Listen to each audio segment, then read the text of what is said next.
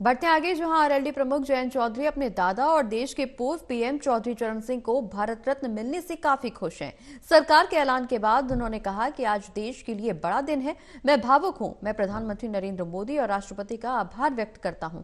देश उनका शुक्रिया अदा करता है। प्रधानमंत्री नरेंद्र मोदी देश की नब्ज को समझते हैं।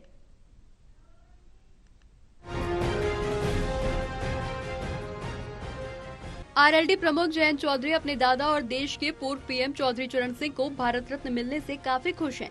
सरकार के ऐलान के बाद उन्होंने कहा कि आज देश के लिए बड़ा दिन है। मैं भावुक हूँ। मैं प्रधानमंत्री नरेंद्र मोदी और राष्ट्रपति का आभार व्यक्त करता हूँ। देश उनका शुक्रिया अदा करता है। प्रधानमंत्री मोदी देश की नब्ज को समझते हैं। जयंत चौधरी को अब एनडीए में शामिल होना लगभग तय माना जा रहा है। दरअसल शुक्रवार को मोदी सरकार ने आरएलडी चीफ जयंत चौधरी के दादा और पूर्व प्रधानमंत्री चौधरी चरण सिंह को भारत रत्न देने का ऐलान कर दिया। सरकार के इस ऐलान के बाद जयंत काफी भावुक दिखे। उन्होंने पीएम मोदी का दिल से शुक्रिया अदा किया। इस बीच जब उनसे बीजेपी के साथ हाथ मिलाने को लेकर सवाल पूछा गया तो जयंत ने कहा, अब मैं किस मुँह से इनकार करूँ। उन्होंने कहा, आज देश के लिए बड़ा दिन है। मैं भावुक हूँ। प्रधानमंत्री नरेंद्र मोदी और राष्ट्रपति का आभार व्यक्त करता हूँ।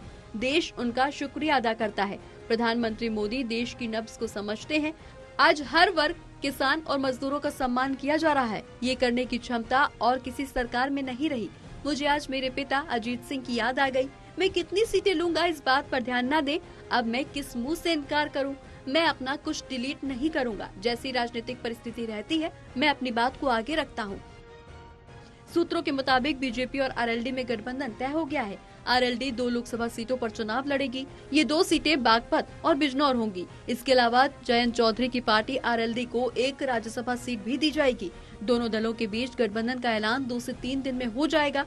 बता दें कि विपक्षी दल लगातार दावा कर रहा है कि जयंत चौधरी और उनकी पार्टी आरएलडी इंडिया ब्लॉक का हिस्सा है और आम चुनाव में मिलकर लड़ेंगे। हालांकि जयंत ने इस संबंध में चुप्पी साध रखी है। कहते हैं कि उन्होंने अपने दरवाजे दोनों तरफ खोल रखे थे। पश्चिमी यूपी को जाट, किसान और मुस्लिम बाहुल्य इलाका माना जाता है। यहाँ लोकसभा की कुल 27 सीटें हैं और 2019 के चुनाव में बीजेपी ने 19 सीटों पर जीत हासिल की थी, जबकि 8 सीटों पर विपक्षी गठबंधन ने कब्जा किया था। इनमें 4 सपा और 4 बीएसपी के खाते में गई थी, लेकिन आरएलडी को किसी सीट पर जीत नसीब नहीं हुई थी। यहाँ तक कि जयंत को पश्चिमी यूपी में जाट समाज का भी साथ नहीं मिला। यही नहीं, 2014 के चुनाव में भी जयंत को निराशा हाथ लगी थी और एक भी सीट नहीं मिली। National desk, total news.